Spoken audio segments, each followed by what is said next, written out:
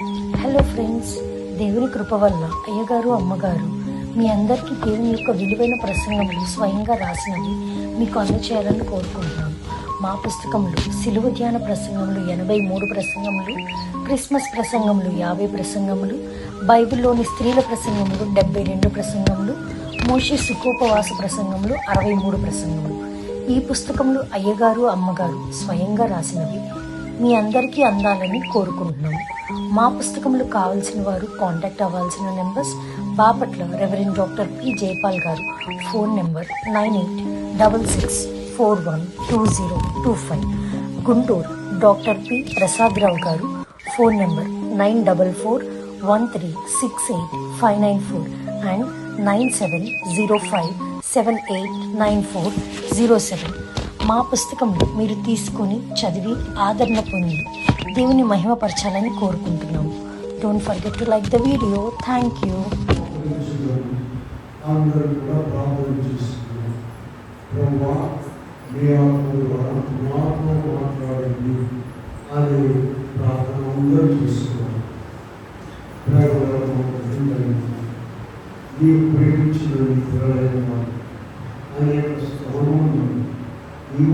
పరిశుద్ధ స్థానంలో ఆరాధనలను కోట్ చేసుకుని వచ్చినటువంటి నీకే వందనాలు. మేమందరం కూడా నీ మాటలు నెరవేర్చున్నాం. నీ ఆత్మలో మీరు నాతో మాత్రం మాట్లాడాలి. దుష్టులైన స్థానం లేదన్నిటిని భయపరచు. ఏ స్నామంలో పెట్టుకుని ప్రార్థిస్తున్నాము. కూర్చుంటాం.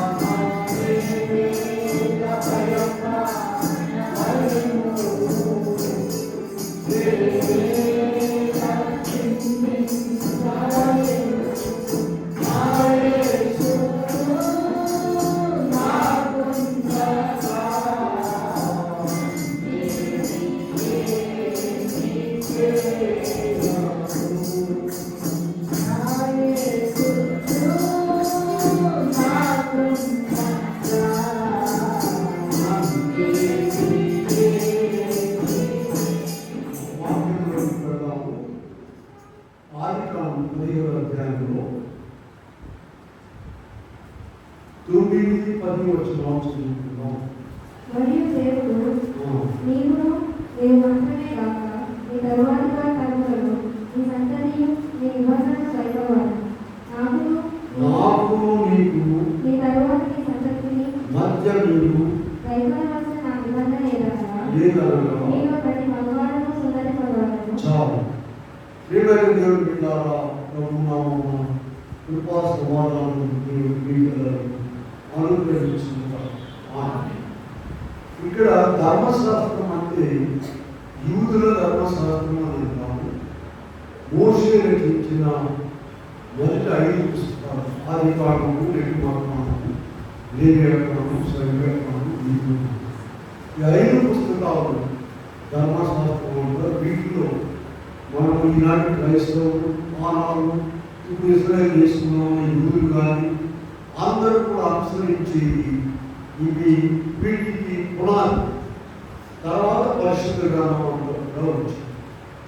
అయితే ఇక్కడ మనము ఇందులో గమనించవలసిన విషయం ఏంటంటే ఈ ధర్మశాస్త్ర గ్రంథంలో చాలా కఠినమైనటువంటి నిబంధనలు ఉన్నాయి.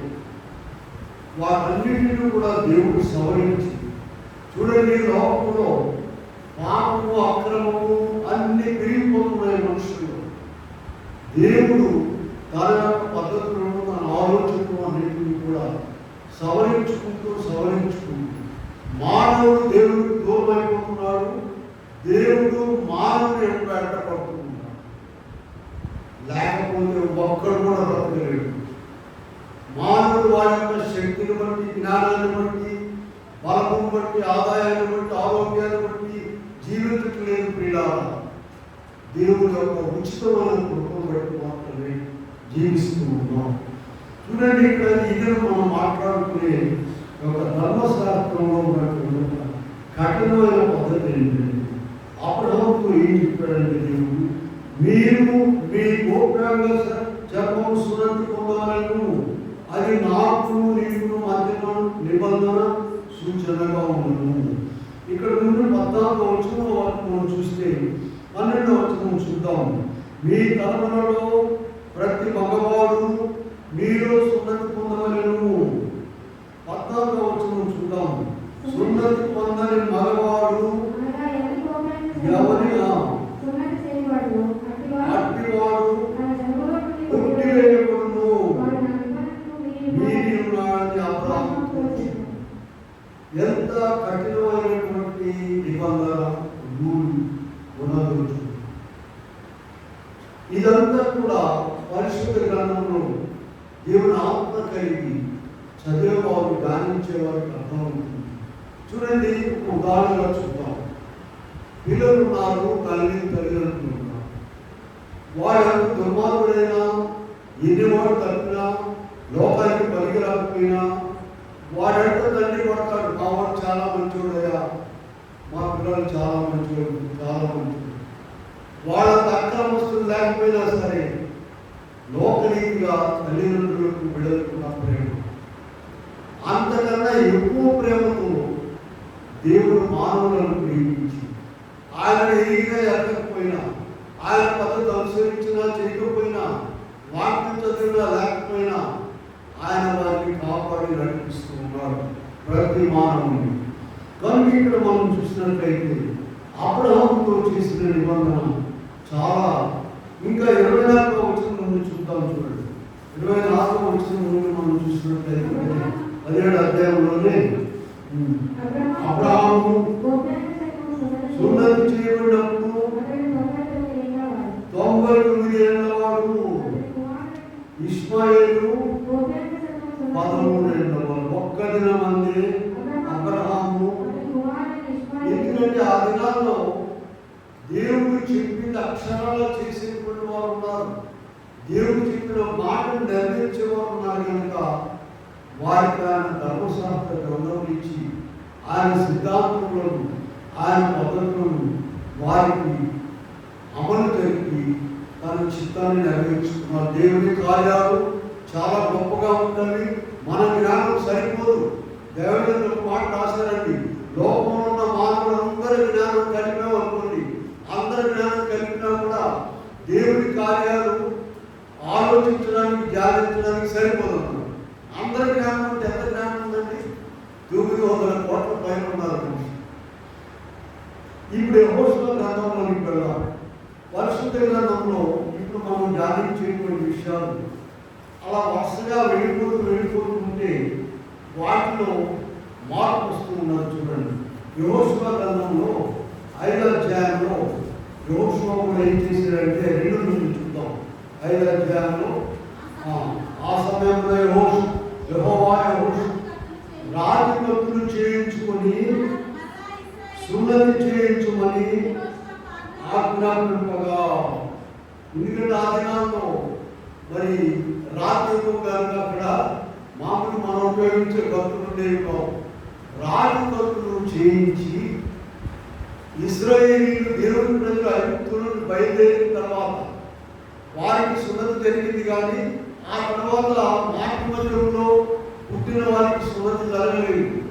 అందువల్ల వారందరికీ కూడా యెహోషువ కాలంలో సున్నతి చేయించినట్టుగా చూస్తున్నాం.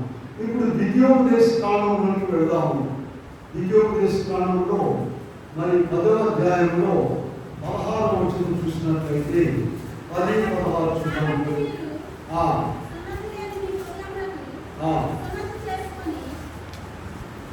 కాబట్టి మీరు సున్నతి లేని మీ హృదయములకు సున్నతి చేసుకుని ఇక మీదట ముష్కరులు కాకుండి.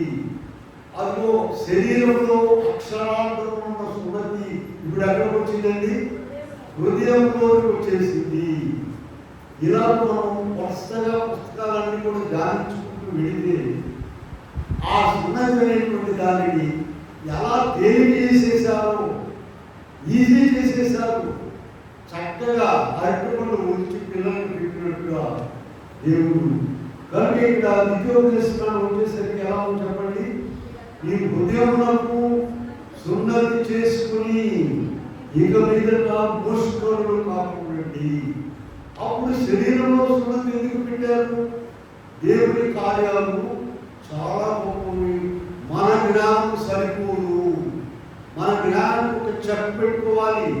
ఎందుకు అలా జరిగింది, అదెందుకు ఇలా జరిగింది, ఇలా ఉందంటే నీ జ్ఞానము ఒక చీమలు 2 చీమలు మన గురించి మాట్లాడుతుంది అనుకోండి. మన ఇంట్లో సంగతి ఎవరో మాట్లాడుతుంది. 2 చిన్న చీమలు ఆమె కట్టుకుంది, ఈమె కట్టుకుంది, వాడు ఏం కూడా ఉండేది, వాళ్ళిద్దరు మాట్లాడుతున్నారు. 2 చీమలు ఎలా ఉంటుంది? దేవుడి కార్యాలు కూడా అంతే. అంతకంటే తక్కువైనటువంటి మనం ఆయన కార్యములను గురించి ఎక్కువగా ఆలోచించుకుంటూ ఆయన ఏం చేసినా కరెక్టే, 100% కరెక్ట్. మనం ఏం చేసినా తప్పే, శుద్ధ తప్పు. ఆ పద్ధతిలో వెళ్ళాలి. ఇప్పుడు చూడండి, ఇంకా మనం చూద్దాం. ఇంకా ద్వితీయోపదేశకాండం అయిన తర్వాత ఇర్మియా గ్రంథంలోకి వెళ్దాం. ఈ సున్నతి అనేటువంటి దాన్ని ధ్యానించినప్పుడు ఎలాగూ ఇంకా నూతన నిబంధనలు ఇంకా చక్కగా తెలియజేశారు. ఇర్మియా గ్రంథంలోకి వెళ్దాం. 9వ అధ్యాయంలో 25-26 చూస్తున్నాం. ఇర్మియా 9.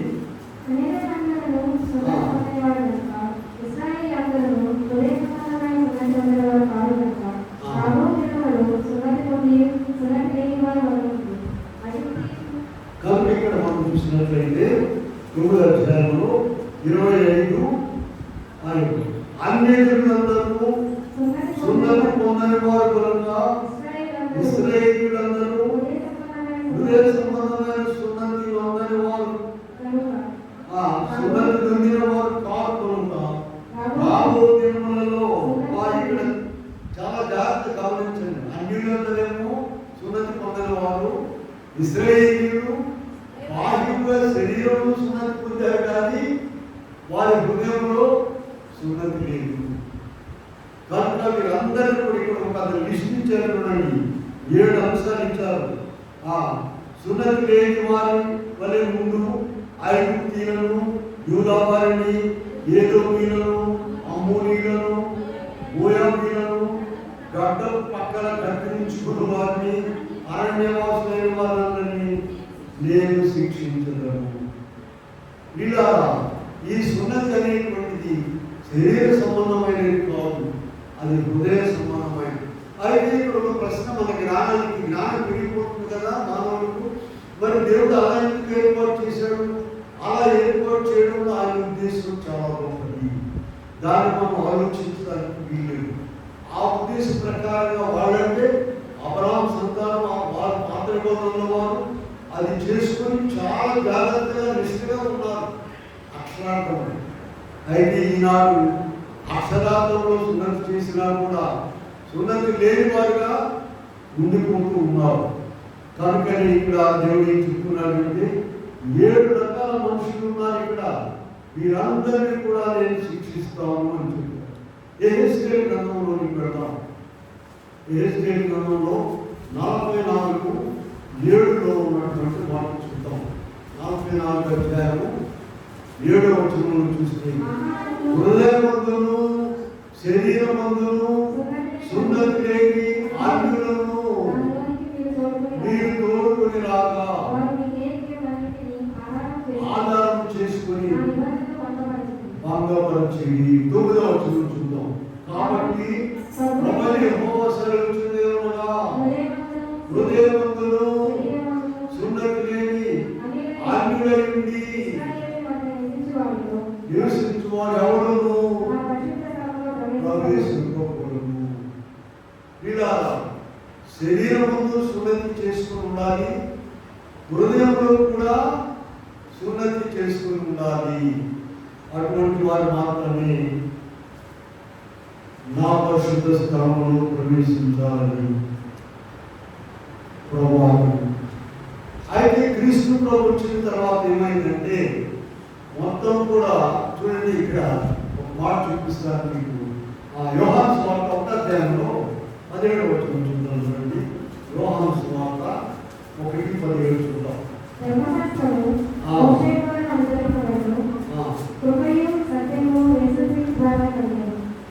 చూసారా, మోషే ద్వారా ఏమైందండి? మోషే ద్వారా ధర్మశాస్త్రం వచ్చింది. యేసుక్రీస్తు ప్రభు ద్వారా ధర్మశాస్త్రం మోషే ద్వారా అనుగ్రహింపబడెను. కృపయు సత్యమును యేసుక్రీస్తు ద్వారా కలిగెను. ఇప్పుడు కృప అనేటువంటిది వచ్చేసిందండి, సత్యం. మోషేనేమో ధర్మశాస్త్రం తీసుకొచ్చాడు దేవుడి దగ్గర నుండి, యేసుక్రీస్తు ప్రభు కృపాశాస్త్రం తీసుకొచ్చాడు. ఈ కృపాశాస్త్రంలో ఈనాడు మనందరము ఏ ఆట ఆడినా కూడా సరిపోతుంది. ఇంతకు మాట చెప్పాను, మానవుడు కాలం గడుస్తుంది, పాపం అక్రమం అంతా పెరిగిపోతూ ఉంది, దేవుడికి ఇంకా దూరం అయిపోతున్నాడు. దేవుడు ఏం చేస్తున్నాడు? వాడగట్టబడుతున్నాడు. మనం మరో మాట మాట్లాడుతున్నామండి. అసలు ఆనాడు ఆరంభం చేసిన పాపం ఏంటండి? దినవంతరం పండు తిన్నారు. మొదటి పత్రికలో ఉంది కదా, ఆజ్ఞాతి క్రమమే. ఈనాడు జంతువులను గొంతులు కోసినట్టుగా పోసేస్తున్నారు. పేపర్ తెలిసామంటే అయ్యో, ఇంట్లో వాడే భయంకరమైనటువంటి అరణ్యాల్లో ఉన్నామా, మనం రాక్షసుల మధ్య ఉన్నామా, సింహాలు పులుల మధ్య ఉన్నామా, సమాజంలో ఉన్నామా అనిపిస్తుంది. కనుక అయినప్పటికీ కూడా ఆయన ఎంత ప్రేమ కలిగిన వాడు, ఆయన ప్రేమ ఇంత అందని చెప్పడానికి వీలేదు. ఏ ఒక్కరిని కూడా నష్టం చేయకుండా ఇలా క్రీస్తు ప్రభు వచ్చేటప్పటికి అన్ని నెరవేర్చారండి. క్రీస్తు ప్రభువు మత్తయి సువార్త 5:17 ఒక మాట చూద్దాం. ఒక మాట చెప్పారు యేసు ప్రభు. మత్తయి సువార్త 5వ అధ్యాయము 17వ వచనంలో మనం చూసినట్లయితే, ధర్మశాస్త్రమునైనను ప్రవక్తల వచనమునైనను వచ్చిందని తలంచవద్దు, నెరవేర్చుటకే వచ్చిందని. ఎంత గొప్ప సంగతి! ఆయన పుట్టివేయడానికి రాలేదు. చూడండి, ఇందాక మనము అబ్రహాముతో దేవుడు చెప్పిన మాటల్లో 17వ అధ్యాయంలో ఒక మాట చదివాం. నీ ఇంటిలో 8 దినముల వయసు ఉన్నవాడు మొదలుకొని, ఎన్ని దినాలండి? 8 దినాలు బైబిల్లో చూసుకోండి. అటువంటి అక్కడ మొదలుకొని సున్నతి చేయాలన్నారు కదా. ఇక క్రీస్తు ప్రభు వచ్చిన తర్వాత యోహాను గారు, క్రీస్తు ప్రభు ఇద్దరు కూడా ఈ సున్నతిని ఆచరించారు. చూడండి, లూకా సువార్త 1వ అధ్యాయంలో 59వ వచనంలో చూద్దాం. 58వ దినమున అది యోహాను గారి విషయంలో, యోహాను గారు పుట్టిన తర్వాత 8వ దినమున ఆయన సున్నతి చేయడానికి దేవాలయానికి తీసుకొచ్చారు రూపాయల స్వార్థ 1:59. ఇప్పుడు రూపాయల స్వార్థ 2:21 చూడండి. ప్రభువునే తీసుకొచ్చారు. ఆ శిశువులకు 8 రోజులు వచ్చినప్పుడు గర్భముందాన పడకమునకు చూసారా, ఇందాక మనము యోహాను సువార్త 1:17 మాట చెప్పాం. వేసుకొని ఉన్నారు, ధర్మశాస్త్రమును నేను నెరవేర్చడానికి వచ్చాను కానీ కొట్టివేయడానికి రాలేదు. కనుకనే ఆయన ఇదిగో ఆ సున్నతి బదులు మనకు బాప్తిస్మ కార్యక్రమం ఇచ్చారు. పిల్లారా, మనకు యేసు ప్రభువు ఏం చేశారు? అటు సున్నతి కార్యక్రమాన్ని నెరవేర్చారు, ఇటు బాప్తిస్మ కార్యక్రమాన్ని కూడా నెరవేర్చారు. ఆయన అడిగేవాడు ఎవరు లేరు. చూడండి, యోర్దాను నదిలో యోహాను గారు బాప్తిస్మాలు ఇస్తూ ఉంటే ప్రభు ఏం చేశారండి? 14 వచనం చూద్దాము. మత్తయి సువార్త 3:14 చూసినట్లయితే అందుకు మత్తయి సువార్త 3:14 అందుకు యోహాను, నేను నీ చేత బాప్తిస్మం పొందవలసిన వాడని ఉండగా నా యొద్దకు వచ్చుచున్నావా అని ఆయనను నివారింపచుచును. కానీ యేసు నీతి యావత్తు మనకు తగ్గి ఉన్నదను. ఆయన 8వ దినం సున్నతి చేయించుకున్నారు. ఇక్కడ వచ్చేసి బాప్తిస్మం కూడా తీసుకున్నారు యోహాను గారు. ఇలా ఇప్పుడు ధర్మశాస్త్రం అంటే మనం మొత్తం ప్రాణ కొత్త నిబంధనలు రెండింటిని కూడా కలిపి మనకు ధర్మశాస్త్రం. అయితే ఇక్కడ చూడండి, అపోస్తలులు అంటే ఎవరండి? 12 మంది శిష్యులు, వారిని అపోస్తలులు అన్నారు. అయితే ఇప్పుడు వచ్చిన వాళ్ళు కొంతమంది అపోస్తలులు అని పెట్టుకుంటున్నారు. మమ్మల్ని అక్కడ ఇన్వైట్ చేసినప్పుడు మరి అమలాపురం ప్రాంతాల్లో అక్కడ ఆయన పేరు అపోస్తలులని ఆయన పేరు చెప్తూ ఉంటారు. సరే, ఇక్కడ చూడండి, అపోస్తలులు అంటే ఎవరు చెప్పండి? 12 మంది శిష్యులు. తర్వాత ఈ పౌలు గారు వీళ్ళందరూ కూడా దీని గురించి చాలా విపులంగా వివరించేశారు. అదే ఇప్పుడు మనం చెప్పుకున్నాం. చూడండి, ఇక్కడ అపోస్తలుల కార్యంలో 10వ అధ్యాయంలో చూసినట్లయితే మనకు తెలుసు, అక్కడ ప్రారంభంలో కొర్నేలి అనేటువంటి ఒక ఆయన ఉన్నాడు, శతాధిపతి. ఆయన ఎంతో ఇంటి వారందరితో కూడా ఎల్లప్పుడూ ప్రార్థన చేయొచ్చు, ధర్మకార్యాలు చేస్తూ ఉన్నాడు. ఆయన శతాధిపతి. ఆయన మధ్యాహ్నం 3 గంటలు ప్రార్థన చేసుకుంటుంటే పరలోకం నుండి దేవుడితో వచ్చి మాట్లాడి, అది నువ్వు ఎప్పుడైతే మనుషులను పంపించి పేతురు మన మార్పేరు సీమోను ఉన్నాడు, ఆయన తీసుకొచ్చుకోమన్నాడు. తీసుకొచ్చారు. ఆయన వాక్యం చెప్పిన తర్వాత ఇప్పుడు చూడండి, 10వ అధ్యాయంలో 44వ వచనం చూద్దాం. అపోస్తలుల కార్యాలు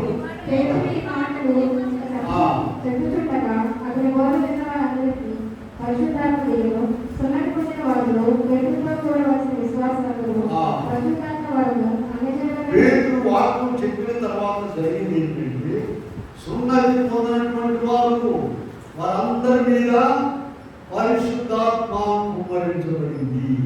10వ అధ్యాయం 44 చూసినట్లయితే బోధ విన్న వారందరి మీదకి పరిశుద్ధాత్మ దిగెను. సున్నతి పొందిన వారిలో పేతురుతో కూడా వచ్చిన విశ్వాసులందరూ పరిశుద్ధాత్మ బలము అన్యుల మీద సైతము కుమ్మరింపబడుట చూసి విభ్రాంతి ఉండేది. ఇలా దేవుని కనికరం ఎలా ఉందో చూడండి. అంతకుముందు ఏమనుకుంటున్నారు? పాత నిబంధనలో అబ్రహాము సంతతి వారు సున్నతి పొందిన వారే దేవుని బిడ్డలు, అబ్రహాము సంతతే దేవుని బిడ్డలు చెప్పుకుంటున్నటువంటి కాలంలో ఇదిగో మార్పు వచ్చేసింది. అయితే ఇక్కడ జరిగింది ఏంటంటే, మరి 47వ వచనం చూద్దాం. అందుకు పేతురు, మనవలే పరిశుద్ధాత్మను పొందిన మీరు ఎవడైనా నీళ్లకు చేయగలరని చెప్పి యేసు క్రీస్తు నామమున అందరికీ కూడా బాప్తిస్మం చేశారు.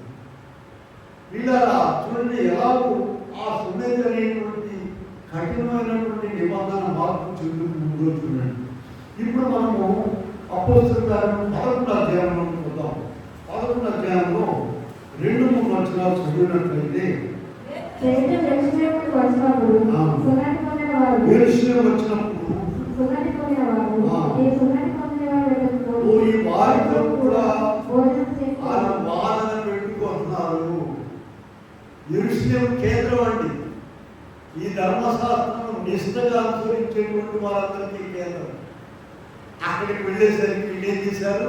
నువ్వు అన్యుల దగ్గరకు పోయి, సున్నతి లేని వాళ్ళ దగ్గరకు పోయి వాళ్ళ దగ్గర భోజనం చేసి వస్తావని. ఎవరు ఈయన ఇష్ట ప్రకారం పోయాడా? ఈయన వాక్యం చెప్తుంటే పరిశుద్ధాత్మ వాళ్ళందరి మీదకి దిగి వచ్చేసిందండి. ప్రియులారా, దేవుడు తన యొక్క కఠినమైన సిద్ధాంతాలను తన బిడ్డలకు ఎలా మార్పు చేస్తూ ఉన్నారు చూడండి. ప్రియులారా, ఇంకా మన కాలం వచ్చేటప్పుడు ఇంకా ఇంకా మార్పు చేసేవాడికి ఏమైంది? తేలికైపోయింది. మాకు ప్రిన్సిపల్ గారు ఒక ఆయన ఉన్నారండి. ఏమంటాడంటే ఆయన మంచితనం అంటే జాతకంతనం అని. ఇది నాకు అర్థమయ్యేది. మంచితనం అంటే ఏంటమ్మా? జాతకంతనం. దేవుడు చాలా మంచివాడంటే ఆయన ఎంతో మంచిగా ఉన్నాడంటే జాతకంగా ఉన్నాడు. మనిషి కూడా అంతే.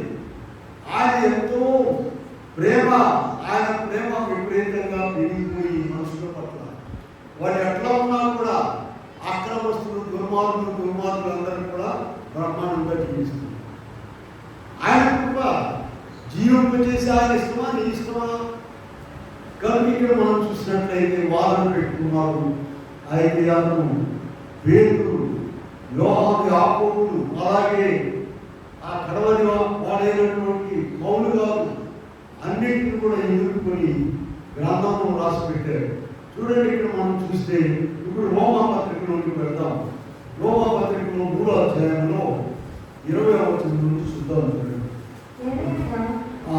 సంబంధమైన క్రియల మూలంగా ఏ మనుషులను ఆ దృష్టికి నీతిమంతులుగా చేసేవాడు ధర్మశాస్త్రం వలన పాపముగా ఎప్పుడో తెలియబడుతుంది. కనుక ఇక్కడ మనం చూసినట్లయితే మనకు రోమా పత్రికలో ఏం చూస్తున్నామా? రెండో అధ్యాయంలో 24 నుంచి చూద్దాం. 25వ వచనం చూద్దాం. నీవు ధర్మశాస్త్రమును ప్రవర్తించువాడవైతివా? సున్నతి ప్రయోజనకరము కానీ ధర్మశాస్త్రం అతిక్రమించువాడవైతివా? నీ సున్నతి కాకపోవును కాబట్టి 26వ వచనం. సున్నతి లేనివాడు ధర్మశాస్త్రం దైవముని ఎడలాతోడు సున్నతి లేనివాడు ఉండియు సున్నతి గలవాడుగా ఎంచబడును. ఇలా ధర్మశాస్త్రంలో చెప్పబడినటువంటి నియమ నిష్ఠలన్నీ కూడా అనుసరించుతూ బాధ్యంగా సున్నతి లేనివాడట సున్నతి పొందినవాడుగాను. 27వ వచనం. మరియు స్వభావం బట్టి లేనివాడు నెరవేర్చిన ఎడల అక్షరమును సున్నతియు. 28వ వచనం అందరూ చూడండి. బాహ్యములకు యూదులైన వాడు యూదుడు కాదు.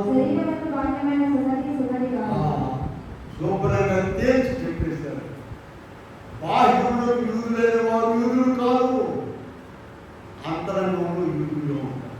బాహ్యములకు సున్నతి కాదు, నీకు అంతరంగంలో సున్నతి జరగాలి. దేవుడు చేసిన ఉద్దేశము, ఆ క్రమము, ఆ పద్ధతి అన్నీ కూడా నీలో నెరవేరాలి. ఆయన స్వరూపమైన లక్షణాలు రావడానికి దేవుడు ఈ పద్ధతులు రూల్స్ పెట్టున్నారు. కానీ వేరే విధంగా అందులో ఇక్కడ 28వ వచనం చూడండి, ఎంత చక్కగా వ్రాయబడి ఉంది. 29వ వచనం. అయితే అంతరంగమును యూదులైన వాడే యూదుడు, సున్నతి హృదయ సంబంధమైనదై జరుగుతుంది. కనుక అలాగూ సున్నతి అనేటువంటి దానిని ఎలా తీసుకొచ్చారు? అనేక జ్ఞానవాకులు ఇచ్చాడు దేవుడు. మనకు జ్ఞానం ఇచ్చాడు, గొప్ప తెలివితేటలు ఇచ్చాడు. వాటన్నింటిని ఉపయోగించుకొని ప్రభువుతో ఎలా జీవించాలి గ్రంథం ఇచ్చారు. చూడండి, పూర్వకాలం ఉన్న వారికి మనకి ఎంత చూడండి. అబ్రహాం గారు ఉన్నారు కదా, ఆయన దేవునికి స్నేహితుడిని బిరుదు పొందాడండి. అసలు మూల పురుషుడు ఆయన బయలుదేరితో తెలుసా? ఆదికాండం 12వ అధ్యాయం. ఆ 12వ అధ్యాయంలో దేవుడు చెప్పిన నాకేంటి ఇవాళ 66 పుస్తకాలు ఇచ్చారు. ఒకటి చాలని అడుక్కునే వాళ్ళకు సాగుతుంది కదా ఎన్నుండంట. మనం కూడా అంతే, మనం దేవుడి దగ్గర అడుక్కునే వాళ్ళకి మనకు 66 రూములు ఉన్నాయి. తీసేదేవో, చదివేదేవో, చూసేదేవో. 66 పుస్తకాల్లో అద్భుతమైనటువంటి అంశాలు. మన పట్ల దేవుడి చివరి దినాల్లో ఎంత ప్రేమ చూపించాడో చూడండి.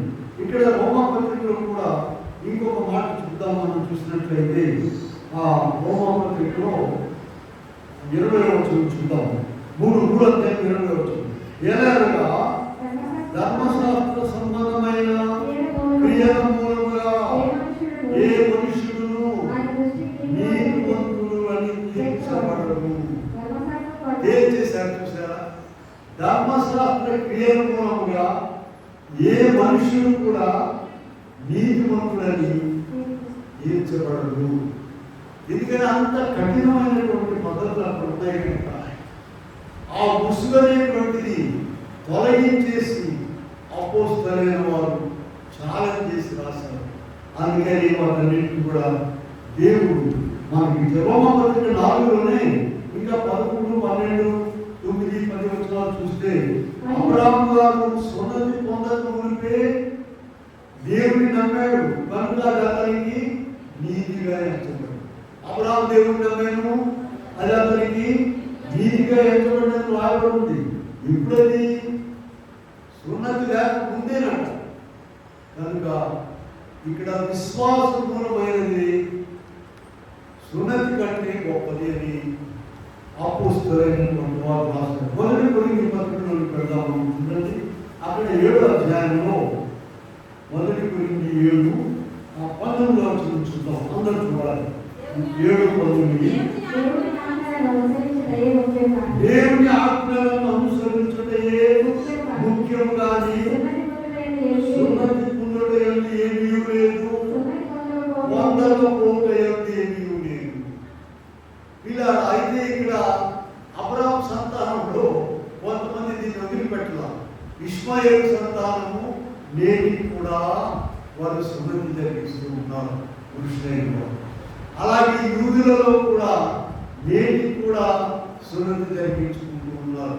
క్రైస్తవులు వచ్చేటప్పటికి క్రీస్తు ప్రభు కొత్త నిబంధనలో ఆయన రక్తంతో 2 నిబంధనలు ఉన్నాయి కదా మన చేతిలో. ఒకటి పాత నిబంధన, రెండవది కొత్త నిబంధన. పాత నిబంధన, కొత్త నిబంధన 2 కూడా రక్తం ద్వారా ఏర్పాటు చేయబడ్డాయి.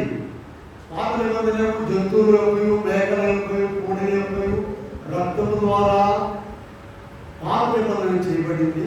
కొత్త నిబంధన మన ప్రభువైన యేసుక్రీస్తు రక్తం ద్వారా. ఇక మనం అన్నిగా ఎడ్లు గొర్రెలు తోలుకురాలేమని చెప్పేసి ఆయన వచ్చాడు. నా బిడ్డలు ఇలా తీసుకురాలేదయ్యా, పండుగ వచ్చిందంటే ఎరుసినప్పుడు గొడ్డులు గొర్రెలు మొత్తం తోలుకొచ్చి వధించేవాడు. ఎందుకని పాపాలు పరిహరించబడ్డారు. అందుకని ఇలా నా పిల్లలు కష్టపడలేదని ఆయన ఏం చేశాడు? ఆయనే వచ్చి యోహాను సువార్త 1వ అధ్యాయంలో యోహాను గారు చెప్పాడు కదా, ఇదిగో లోక పాపములను మోసుకొని పోవు. ఆయనే ఒక గొర్రెపిల్లగా వచ్చి మనందరి పక్షముగా వధించబడి ఆయన రక్తం ద్వారా ఏం చేశాడండి? 2వ క్రొత్త నిబంధన చేశారు. ఇది క్రొత్త నిబంధనలోనే కాదు, పాత నిబంధన కాలంలో కూడా ఈ యొక్క వాగ్దానం ఉన్నది. మీరు చూడండి, ఇర్మియా గ్రంథంలో 31 వెళ్దాం ఒకసారి. ఇర్మియా గ్రంథము 31వ అధ్యాయంలో 31వ వచనం నుండి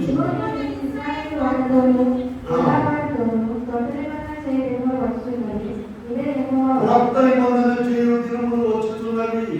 ఇదే యెహోవా వాక్కు. అది ఐగుప్తులో నుండి నేను వారిని రప్పించుటకై. నిబంధన వంటిది కాదు.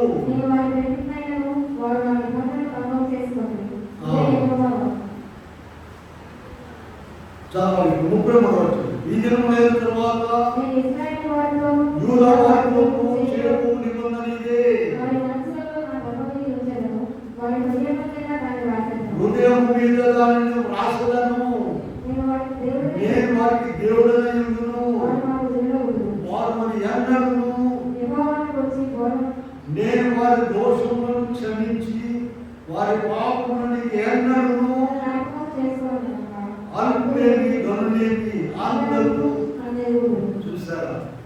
ధర్మశాస్త్రం ఎలా మార్చుకొచ్చారో చూడండి. ఆ దేవుని మాటలంతా మనుషులు పట్టుకొని గ్రాండేసి వాళ్ళ హృదయాల మీద రాస్తారు.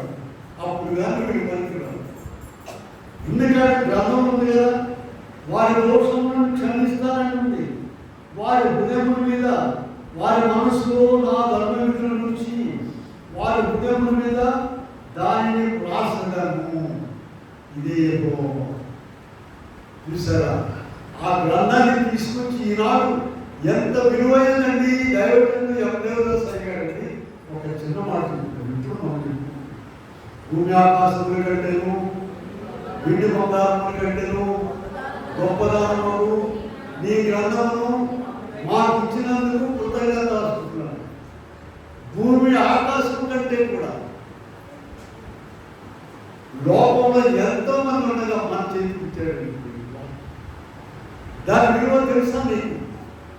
ఆయన ప్రభు చెప్పిన మాట భూమి ఆకాశం కట్టించును కానీ నా మాటలు ఎంత మాత్రం వీళ్ళారా చాలా విలువైనది, బలమైనది, నీ బ్రతుకు మార్చేసేది నీ చేతిలో ఉన్న గ్రంథం. అదేదో కుర్చీ గ్రంథం అనుకోవాకండి. ఎవరైతే దానిని ప్రతిదినము కీర్తనలను మొదటి ఉంది కదా, యెహోవా ధర్మశాస్త్రమునందు ఆనందించుచు దివారాత్రులు దాన్ని ధ్యానించేవాడు అతడు ఎట్లా ఉన్నాడంటే నీటి కాలువలను ఆకువాడతన కాలముందు అతడు చేయడంతయు ఎవరంటే అతను రోజు బయటకు చేయగలడు. మన దేశంలో విప్లవం ఉంటుంది. ఎందుకంటే ఆదివారం నాడే తీసేయమండి, మధ్యలో బయటకు తీసేమంటే సాతాను కొనుక్కుంటారనే పలుకు. ఎందుకంటే ఆదివారం గుడిలో కూర్చుంటారు తీసిపోయి. ఇలా దొరకంలో పంటకు మమ్మల్ని పిలిచాడు. నేను అక్కడ కుప్పలు చేశాను. గాలి పంటకు పిలిస్తే అమ్మో అందరూ పట్టు చేతులు కట్టుకుని బైబుల్ కడిగి వేసిపోతుంది. మళ్ళా ఉన్నారు వారికి తిరిగితే ఎప్పుడన్నా ఎక్కువ తెలిసిన వాళ్ళు పాడైపోతే చెప్తున్నారేమో. ఇలా రిఫరెన్స్ నేనే చెప్పను, నేనే చెప్పను. కాలేజీకి ఎక్కింది ఎలా బైబుల్ మీరే చదువుకుంటున్నారు. అయ్యా వాడు తెలిసేటప్పటికీ వాడు ప్రాణాలు ఎవరో తెలియదు, ఇరిమియా తెలియదు, అక్కడ తెలియదు. తెలిస్తే అసలు ఇలా 24 గంటలు చదవండి, మీ జ్ఞానం పెరుగుతుంది. దేవుడి మీతో మాట్లాడాలి. కానీ ఇక్కడ సరే వాక్యంలో చూడండి. ఇక్కడ మనము చాలా ఇంపార్టెంట్ అయిన విషయాలు చూస్తూ ఉన్నాము. 1 కొరింథీ పత్రిక 7:19 నిలిచగా ఉంటే దేవుని ఆజ్ఞలను నెరవేర్చుటయే ముఖ్యమైనది, కానీ సున్నతి పొందుటయందు ఏమీ లేదు, సున్నతి పొందకపోవటందు ఏమీ లేదు. స్పష్టంగా చెప్పేశారు. ఇంకొక ఇంపార్టెంట్ అయిన మాట కూడా చూద్దాం. చూడండి ఇక్కడ మనము రోమా పత్రిక 2వ అధ్యాయంలో 28-29 వచ్చేలా చూసినట్లయితే బాహ్యములకు యూదులైన వాడు యూదుడు కాడు, శరీరమందు బాహ్యమైన సున్నతి కాదు. ఇలా దానిని ఏచి చెప్పుకొని వచ్చి అయితే మనము ఎలా ఉండాలన్నారు? బహునిష్ట నియమం కలిగి వారికంటే ఇంకా ఎక్కువ. చూడండి 2 విషయాలు చెప్తాను చూడండి. ఇక్కడ ఒకటి, ధర్మశాస్త్రం ఎవరి ద్వారా వచ్చిందండి? కృపాశాస్త్రము క్రీస్తు ప్రభు ద్వారా. అంత తేలిగ్గా ఉందనుకోవాలండి. ధర్మశాస్త్రం కంటే కఠినమైనది కృపాశాస్త్రం. ఇంకో చిన్న ఎగ్జాంపుల్ చెప్తాను చూడండి. మత్తయి సువార్త 5వ అధ్యాయంలోకి వెళ్దాం. మత్తయి సువార్త 5:20-28 చూడండి.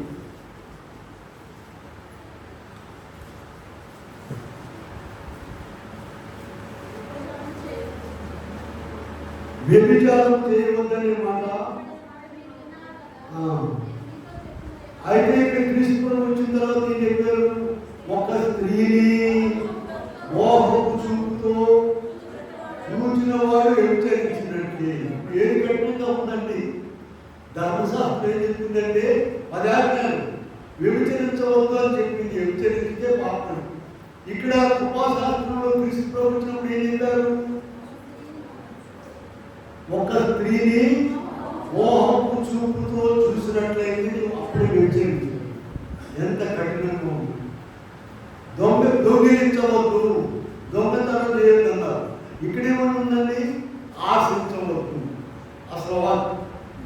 ఆరోగ్యాలు రూములు బట్ట మార్చుకుంటుంటేను ఒక ఆయన ఏదో పాపం బీపీ ఉందో షుగర్ ఉందో ఏదో జనం బాక్స్లో మోన్ ఏదో తింటున్నాడు. ఇంకో భార్య గారు వచ్చి అన్నాడంట, ఏమయ్యా ఇందువల్ల నీ కొడుకు వాళ్ళు ప్రేమించుకున్నాడు కదా, నువ్వు మోన్ కూర్చుంటున్నాడు. ఆ భార్య గారు చెప్పాడంట, నీ పొరుగు వాళ్ళని ఏమైనా ఆశించుతున్నారు, నువ్వేందుకు ఆశించావు? వాటిలో ఇద్దరు చనిపోయింది. ఈ న్యాయానికి చనిపోయింది, ఎట్లా లేదు నాకు పెట్టమని చెప్పిన ఆయనకి సరిపోయింది. వాక్యం అందరూ సరిపోతుంది, మనకి దేవుడికి సరిపోవాలి. వాక్యం వేసి నిన్ను నువ్వు సపోర్ట్ చేసుకుంటే కాదు. ఏం చెప్పాడండి, చాపు నీవే మాదిరిగా తెలవడం ఆయన ఏవైనా నిన్ను నీ కుటుంబాన్ని ప్రేమించుకొని చెప్పారు కదా, నువ్వు ఆ మూడు తెలుపుకొని కానీ ఒక బీపీ పెరిగి రెండు షుగర్ ఉండేది దాన్ని తెలుసుకుని తింటున్నాను. నేను ఆయనే మాత్రం చెప్పాడు, నీ కొడుకు వాళ్ళకు దేనిని ఆశించకూడదని నువ్వేం కొడుకున్నావు. ఇలా కాదు కానీ దేవుని వాక్యం నీకును నీ బ్రతుకు దేవునికి సరిపోవాలి. అందరూ సరిపోయేది కాదు. సరే వాక్యంలో పెడతాను. ఇక్కడ మనం చూస్తే 37:31లో అసలు ఆ ధర్మశాస్త్రాన్ని తీసుకొచ్చాక హృదయం మీద రాస్తాను నేను, వారి పాపం నీకు ఎన్నడూ కూడా జ్ఞాపకం చేసుకున్నాను. ఎంత గొప్ప తెలుస్తుంది. అలా ఆయన దేవుడు మానవులను ప్రేమించి ప్రేమించి ప్రేమించి అసలు రావలేదు, ఇక ధర్మశాస్త్రం రావలేదు, ఆయనే దిగొచ్చి శరీరధారిగా ఆయనే ప్రాణం పెట్టి ఆయనే వారి చేత గుర్తించుకొని తిట్టించుకొని చనిపోయి సమాధి చేసింది. గలతీ పత్రికలు పెడదాం చూడండి. గలతీ పత్రికలు పెడదాం 5వ అధ్యాయము 4వ వచనం చదువుకున్నాం చూడండి. గలతీ 5:4.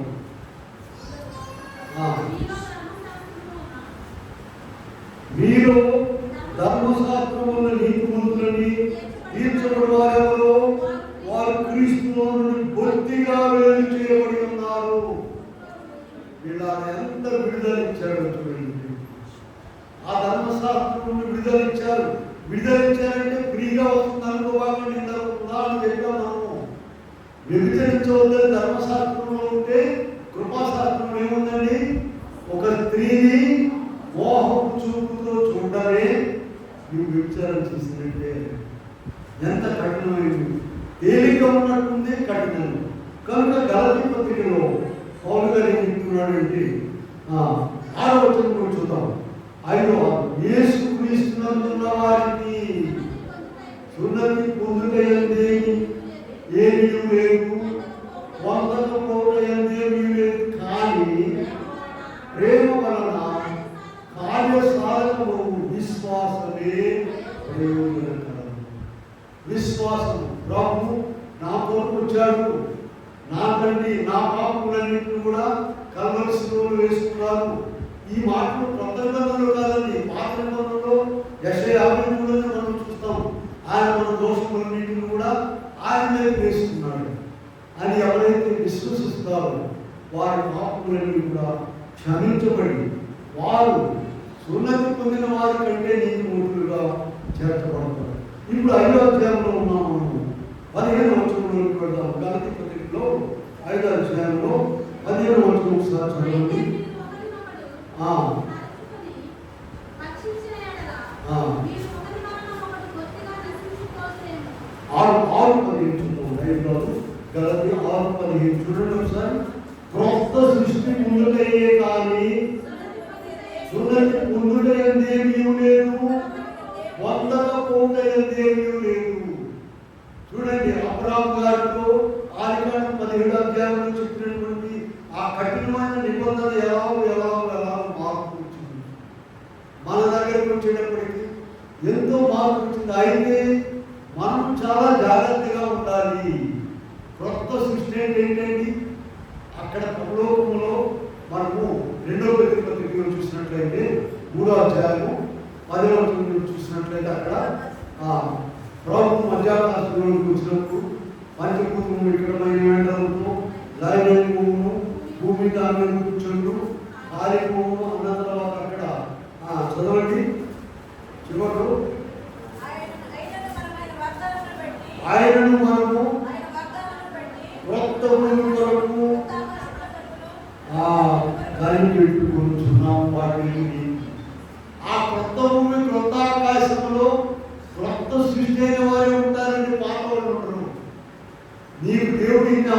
ఎన్నిసార్లు ఇంత వాక్యము, ఇంత సహవాసము ఆయన ప్రత్యక్షత ఎందుకు ఇస్తున్నాడంటే నీవు పూర్తిగా ఆయన స్వరూపంలోనికి రావాలని. దేవుడు ఏ మనిషిని వదిలిపెట్టడు, చనిపోయే వరకు వెంటాడుతూనే ఉంటాడు, అవకాశాలు ఇస్తూనే ఉంటాడు. నీవు వాళ్ళని తెలియదు, వీళ్ళని తెలియదు, నాయని మనుషుల వైపు చూడడం సరిపోతుందండి. ఆయన వైపు, ఈ వైపు, ఆ వైపు, ఈ వైపు. కానీ ఎవ్రీ మనలో ఒకటి చెప్పాడు ప్రభు, యేసు వైపు చూచూ ఛాలెంజ్ చేశాడు ప్రభు. భూమి మీదకి వచ్చి నాలో పాపం ఉన్నదని మీరు ఎవరైనా సరే నిరూపించగలరా? అటువంటి ఆయన వైపు చూసి మనం నడవాలని ప్రభు కోరుకుంటున్నారు. కానీ ఇప్పుడు గలతీ 6:15 ఏముందండి? చివరి అధ్యాయం 15 వచనంలో క్రొత్త సృష్టి పొందితే కానీ. ఇప్పుడు చూడండి, ఈ కఠినమైన మాటల్లో రేపు ఎగిరి వెళ్ళడానికి, క్రొత్త ఆకాశ భూములకు వెళ్ళడానికి క్రైస్తవులందరికీ తెలియనటువంటి ఒక చిన్న చిట్కా దేవదాస్ అయ్య గారు ఇచ్చారు. ఎందుకంటే ఆయన కొత్త ఆయన పేరు చెప్పారు అనుకుంటున్నారు. ఆయన ఒక మంచి మాట ఏమండి ఏమంటారంటే బైబిల్లో ఎవరు అనుసరించలేరని అనుసరిస్తారు, అన్ని అనుసరిస్తారు. ఎవరైతే ప్రతిదినము ఎవరైతే ఆయన సన్నిధిలో చేరి ఆయన బలం పొందుతారో వారన్నింటినీ చేయిస్తారు. నీ బలము, నీ శక్తి, నీ జ్ఞానం బట్టి కాదు. పౌలు గారండి ఎఫెసీ 6:17 రాశారు తెలుసా? తుదకు ప్రభు యొక్క మహాశక్తిని బట్టి ఆయన యందు బలవంతులైన. ఏ బలం ఇది? ఏమిటి? పాలలో అది బూస్టులు అది ఇంకేదో ఉండే కదండి. పాలు పెట్టాలి తాగితే వచ్చేది కాదండి. పళ్ళాలు తింటే వచ్చేది కాదు. మాంసం చేప తింటే వచ్చేది కాదు. ఇది ఎక్కడ ఉండాలండి? ఆయన సన్నిధిలో ఎవరైతే ప్రతిదినం ఉంటారో వారికి ఆ రూపం వచ్చేస్తుంది. ధైర్యంలో మంచి ఎగ్జాంపుల్ రాశారండి. కోరిక గుడ్లు పెట్టిన తర్వాత 21 రోజులు దాని మీద ఉదుకుతుంది. ఉదిగిన తర్వాత పిల్లలు బయటకు వస్తారు. పిల్లలు చేయించడం చూస్తే మా అమ్మగారు పిల్లలు చేయించి పెట్టారు. ఇది వాళ్ళ అమ్మలాగుంది, వాళ్ళ అమ్మలాగున్నారు అనుకుంటుంది. అదే స్వరూపం వచ్చేసింది. మనం కూడా ఎవరైతే దైవ సన్నిధిలో క్రమము తప్పకుండా ఉంటారు వారు దేవుని పోలిక కలిగి ఉంటారు. రేపు మధ్యాకాశం కనుకనే దేవుడు మనల్ని పోషించడానికి 66 పుస్తకాల వాక్యం అంతా ఇచ్చారు. ఏదో ఒక మూల, ఆ మూల, ఈ మూల చదవడం. ఒక ఆమె ఏముందంటే, నేను పనిచేసిన దగ్గర ఏమంటే మా బాలికలను ఎప్పుడు వ్యాపకం చేశారు, అపరాధం గురించి చెప్తారు, నేనేం చాలా విషయాలు చెప్తానని చెప్తున్నారు ఏంటండి అని. అమ్మా ఈ ప్రతినాంకాలు అపరాధం చేశారు, మంచిది అయిపోయి మంచి మాటలే. ఇక్కడ ఎన్ని విషయాలు రాశారు? నీవు వాటన్నింటినీ తెలిస్తే చాలు. బైబిల్లో ఉన్న గొప్ప విశేషం మీకు తెలుసా? ఎవరు వచ్చి చెప్పక్కర్లా. నీవు తెలిసి చదువుతుంటే ప్రభువే నీకు బోధిస్తాడు. సరే, వాక్యం వెళ్ళిపోతాము, మన సమయం అయిపోతుంది. ఇప్పుడు మనము ఫిలిప్పీ పత్రికలో పెడదాం. ఫిలిప్పీ 3:9 చూద్దాం. చూడండి, ఫిలిప్పీలో రాసిన పత్రిక 3వ అధ్యాయము 9వ చదవమ్మా. క్రీస్తును సంపాదించుకొని నా నీతిని కాక విశ్వాసమైన నీతి, విశ్వాసమును బట్టి ఆయనను అగపడు నిమిత్తము. చూడండి, పౌలు గారు మన దగ్గరలోకి వచ్చేసారు. మీరు ఇంకా ఫిలిప్పీ పత్రికలో ఉన్నారు కదా. ఫిలిప్పీ 3:57 చూసినట్లయితే ఆయన గురించి చెప్పుకుంటున్నారు. నేను ఎరుగవలే ఉన్నాను, సున్నతి పొందాను, బెన్యామీను గోత్రానికి చెంది ఉన్నాను. ఫిలిప్పీ పత్రిక 3:57 చూడండి. ఆయన కూడా సున్నతి పొందాడట. అయితే మనకేం చెప్తున్నారంటే ఇప్పుడు అదంతా కాదండి. ఇప్పుడు మనము 9వ వచనంలో ఏం చదువుతున్నాం? 3వ అధ్యాయము క్రీస్తును సంపాదించుకొని ఆ ధర్మశాస్త్రంలో నీతిని పక్కన పెట్టేశాడు. మనం కూడా ఆ ధర్మశాస్త్ర సంబంధమైనటువంటి కఠినమైనటువంటి విషయాలను అనుసరించకుండానే ప్రభు మనల్ని దీంట్లో తీసుకుని చేశారు. కొలస్సీ పత్రికలో 2:13 కూడా చూద్దాము. కొలస్సీ పత్రిక 2వ అధ్యాయము 11వ వచనం. మీరును క్రీస్తు సున్నతి యందు స్వభావమును విసర్జించి చేతులతో చేయబడని సున్నతి పొందితిరి. చూసారా? చేతులతో చేయబడని సున్నతి పొందారు మీరు. నీవు దాన్ని నిలుపుకోవాలి. ప్రభు నీకు ఎన్నో విషయాలు ఇచ్చి, ఎన్నో బోధలు చేసి, గ్రంథాన్ని ఇచ్చి, సహవాసాన్ని ఇచ్చి, మందిరాన్ని ఇచ్చి, సేవకుని ఇచ్చి, ప్రతి ఆదివారం నీకు పోషిస్తున్నారు, చెవులో పోషిస్తున్నారు. ఈ వాళ్ళని ఉపయోగించుకోండి. ఏం చెప్పారు ఇక్కడ మనం చూసినట్లయితే, శరీరేచ్ఛలతో కూడా స్వభావం విసర్జించి ఆయనను చేతులతో చేయబడని ఆ యొక్క 12వ వచనం. మీరు బాప్తిస్మమందు ఆయనకు కూడా పాతి పెట్టబడిన వారై మృతుల్లో నుండి లేపిన విశ్వసించడం ద్వారా ఆయనకు కూడా లేకపోయింది. కనుక ఇప్పుడు ఆ స్థానంలో మనకు బాప్తిస్మం మనము ఆయన ఎలాగైతే పాతి పెట్టబడి బయటకు వచ్చారో అలాగూ మనల్ని కూడా లేపారు. 2వ అధ్యాయంలో ఉన్నాము. కొలస్సీ పత్రికలో 13 నుండి చూద్దాం.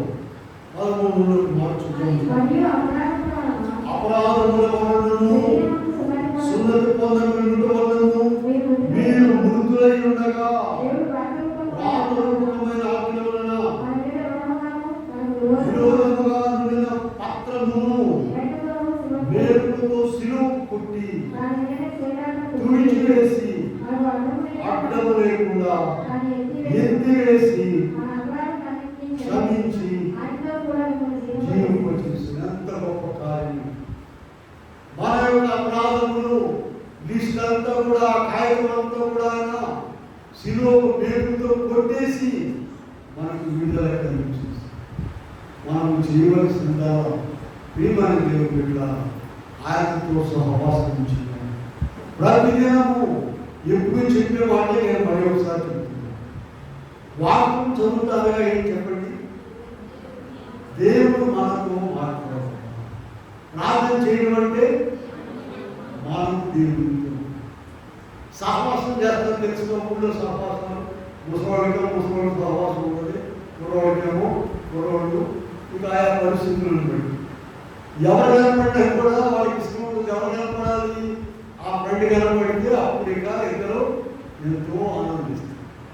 అవన్నీ ఉదయం పక్కన పెట్టి ప్రభుతో సహవాసం చేయాలి. నీ ఆనందం అంతా కూడా గ్రంథం చదువుతూ ఉండాలి. ఇతరులకు ఒక్కధ్యాయం ఏం చెప్పారమ్మా? యెహోవా ధర్మశాస్త్రం నందు ఆనందించుతా ఏడుస్తూ ఉంటుంది. ఏడుతా దుఃఖించుతూ అనుందా? మరి ఆనందం ఉందా నీకు? చదివేటప్పుడు ఆలోచించు, నీవు పరీక్షించుకో. ఒక గొప్ప వాక్యం దొరికితే ఎంతో ఆ రోజులంతా మాకు ఎంతో ఆనందం. ఒక మాట దొరికితే చాలు. ఎన్ని సంవత్సరాలు చదువుతున్నాము. నేను కాలేజీకి ఏం నష్టండి బయట అప్పుడే 24 గంటలు అప్పుడే ఎందుకు అంత మోసుకొస్తున్నావు అని ఈ క్యారేజీ అని వాళ్ళు ఎక్కడ ఖాళీ ఉన్న గవర్నమెంట్ కాలేజీలో అసలు పని ఉండదు.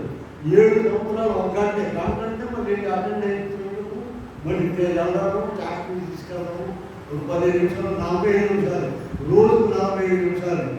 నన్ను అందరూ ఏం చేస్తుంది? నీ అంత తేలిక ఉద్యోగం ఎవరికి లేదు. ఒక్క 45 నిమిషాలు రోజు ఏం చేస్తాము? చెత్త ఊరంతా చెత్త నెత్తి మీద వేసుకుంటాము. బయటకు తీసుకెళ్ళేవాడిని ఇలా 24 గంటలు బయట దానికి ఫలితంగా అనేక ప్రసంగాలు ఇచ్చారు. కనుక దివారాత్రుడు దానిని ఎట్లా సంతోషంగా ఆనందంగానమ్మా. కనుక ఇప్పుడు 2 విషయాలు చెప్పాము. ఒకటి ప్రార్థన చేయడం, 2 ప్రార్థన ఎప్పుడు చేయమన్నారు? ప్రభువే స్వయంగా చెప్పారు కదా, లూకాసు వార్త 18. సరే, కనుక ఇక్కడ చూద్దాము. ఇప్పుడు మనము కొలస్సీ పత్రిక 2వ అధ్యాయంలో 13 నుంచి చదువుకుంటున్నాము. మనము అక్కడ మన యొక్క రుణపత్రము ఆయన వేగులతో సిలువ కొట్టి మనకు విడుదల కలిగించేస్తాం. కనుక ఇప్పుడు మనం అందరం కూడా విడుదల పొందుతున్నాము. ఒక చిన్న వాక్యం చూపించి నేను ముగిస్తాను. హెబ్రీ పత్రికలోకి వెళ్తాము. అక్కడ పాత నిబంధనలు ఉన్నదానికి క్రొత్త నిబంధనలు ఉన్నదానికి కూడా మనము తేడా చూద్దాం. ఇక్కడ మనం తేడా చూసినట్లయితే అప్పట్లో వారికి ఇప్పుడు మనకు ఉన్నటువంటి తేడాను మనం గమనించాం. ఇక్కడ చూడండి, హెబ్రీ పత్రిక 8వ అధ్యాయంలో మనం 10వ వచనం నుంచి చూద్దాం.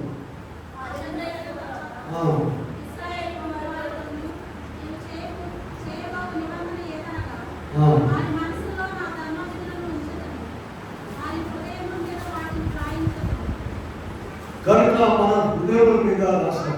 ఇప్పుడు ఇంకా స్పష్టంగా ఇక్కడ ఒక మాట చూద్దాం. చూడండి, ఇక్కడ 12వ అధ్యాయం పోతాం. అందరూ చూడాలి. హెబ్రీ పత్రిక 12వ అధ్యాయం. పాత నిబంధనలో ఉన్నటువంటి ధర్మశాస్త్రం కఠినమైన నిబంధనలను ఈనాడు మనకు ప్రవహించినటువంటి విడుదలను జాగ్రత్తగా చూద్దాం. 12వ అధ్యాయంలో మనం చూసినట్లయితే 18 నుండి చూడండి. సృష్టించి తెలుసుకున్నది అగ్నికి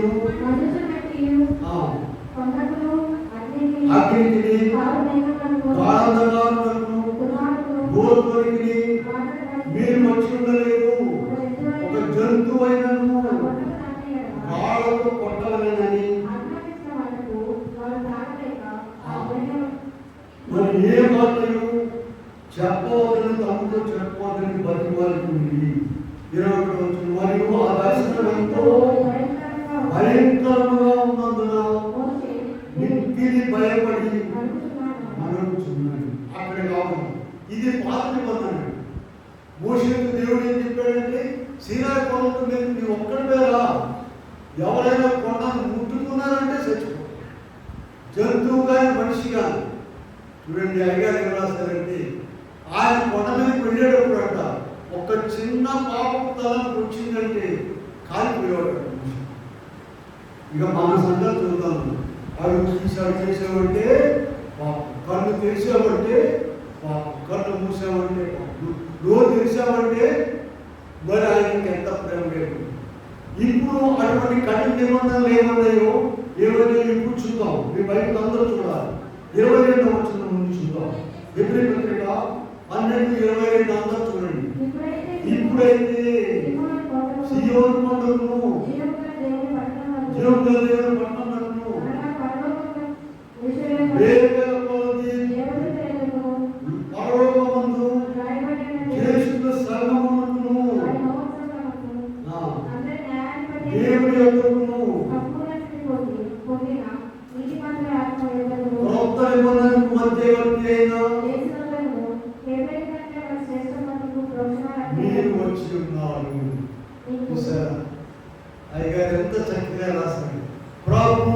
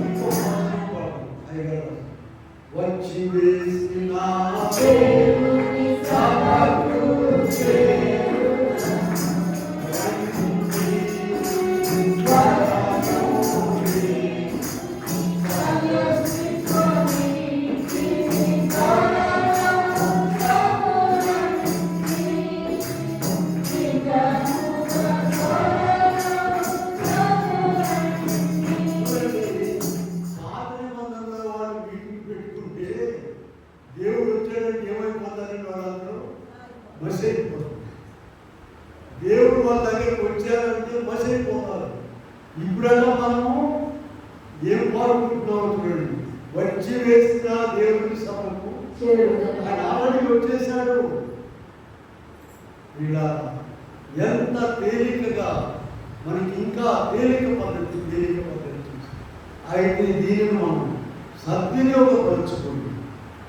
మనము పాత నిబంధనలో ఉన్నటువంటి కఠిన నిబంధనలు అన్నింటినీ కూడా తీసివేసి ఉచితముగా రక్షణ ఇచ్చారు మనకు ఆయన. మన పాపములను క్షమించారు. దాన్ని అందరూ కూడా అందుకుని పరలోక రాజ్యంలో చేరాలని అందరూ సర్వమానవులు ఏ ఒక్క శిక్షకులకు ఇష్టం లేదని ప్రభు చెప్పారు. కనుకనే అందరినీ కూడా ప్రభు సన్నిధికి తీసుకుంటున్నారు. అటు కృప దేవుడు అందరికీ అనుగ్రహించును ప్రార్థన చేసుకున్నాం. చిన్న ప్రార్థన చేద్దాము. అయ్యా, మా నిమిత్తమై నీవే వచ్చి మా పాపములన్నింటినీ క్షమించి, ఇదిగో ఎక్కడ ఇద్దరు ముందు నా నామం మా వారి మధ్య నేను ఉంటానని మాతో ఉండి, మాలో ఉండి, మా మధ్య ఉండి, మాకు సమీపంగా ఉండి నడిపించుతూ ఉన్నందుకు నీకే వందనములు స్తోత్రాలు చెల్లించుకుంటాం. ఇలా మనందరినీ కూడా సర్వమానవులను మేఘం మీదకి ఆకర్షించుకొని యేసు నామములో వేడుకొని ప్రార్థిస్తున్నాము. ఆమేన్.